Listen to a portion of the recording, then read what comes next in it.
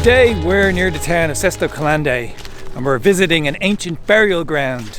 A burial ground of the Golasecca Celts, who were one of the most important tribes in northern Italy.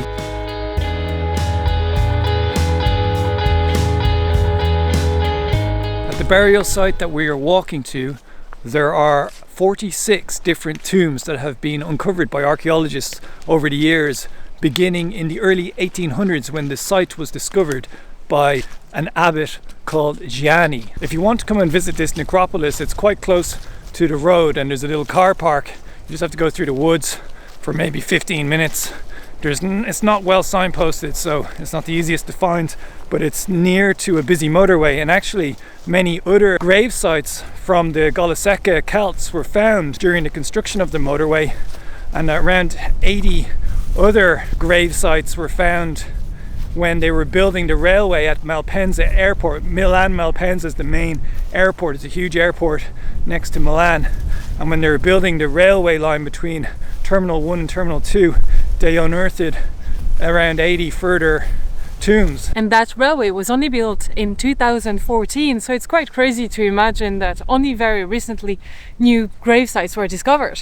When you think of ancient Italy, you probably think of the Romans, but before the Romans there were many different tribes living in Italy, and in this part of northern Italy you had of course the Celts, but you also had the Etruscans who were living in central Italy, and the Golasecca tribe that we're visiting today, or the tombs of which we're visiting today, were trading with the Etruscans that were further south, and they used the Ticino River that's right next to where we're walking. It's one of the major rivers flowing from northern Italy that joins the Po, which is one of the major rivers that flows through central Italy, and it was along this river and the Po that the Golasecca traded with the Etruscans and other tribes.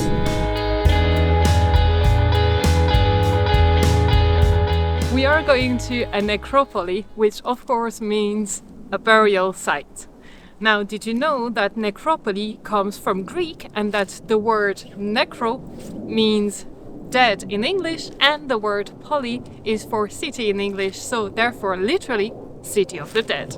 Just had a few branches fall from the trees around us. Maybe the Golasecca tribe are trying to keep us away from their burial ground. Maybe they don't want to be filmed. I wouldn't joke about that, in case it's true. Behind me is a circular tomb.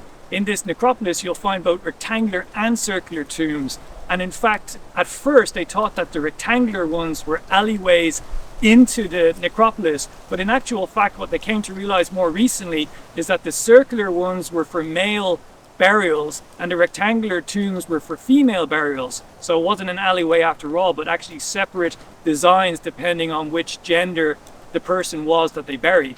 This is an example of a female tomb that has a rectangular shape.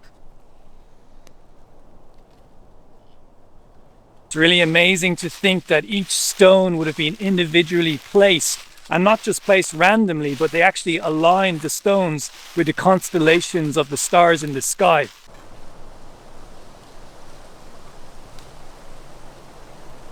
Out of respect for those buried here, we don't walk inside the actual circles or the rectangles, because you're actually walking on someone's grave. Within each of these tombs, they found urns that contained the remains of the dead. During excavations, they actually found that 2 of the tombs belonged to Golasecca tribe warriors.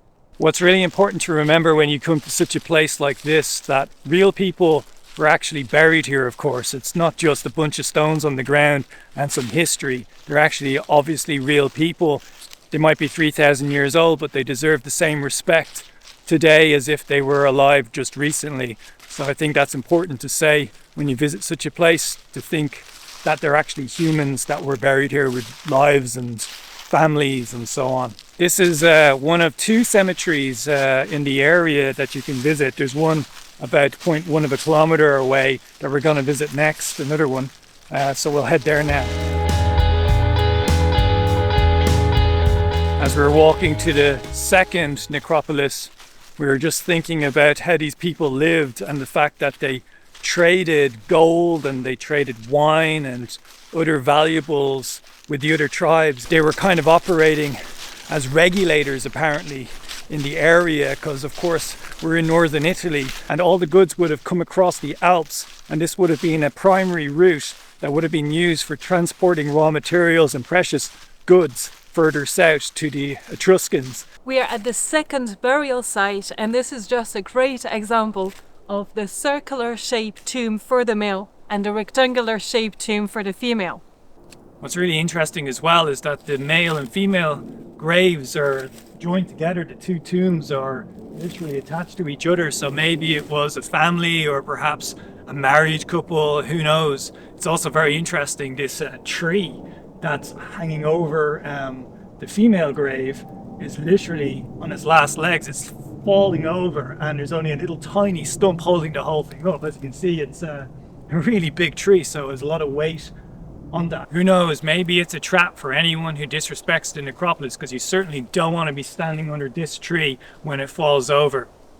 If you're interested to learn more about these necropoli, then you can go to a museum in Sesto Calende. It's the town next to these woods where the necropolis can be found. And in the museum you can find all sorts of artifacts that they dug up during excavations of the necropolis over the past couple of hundred years.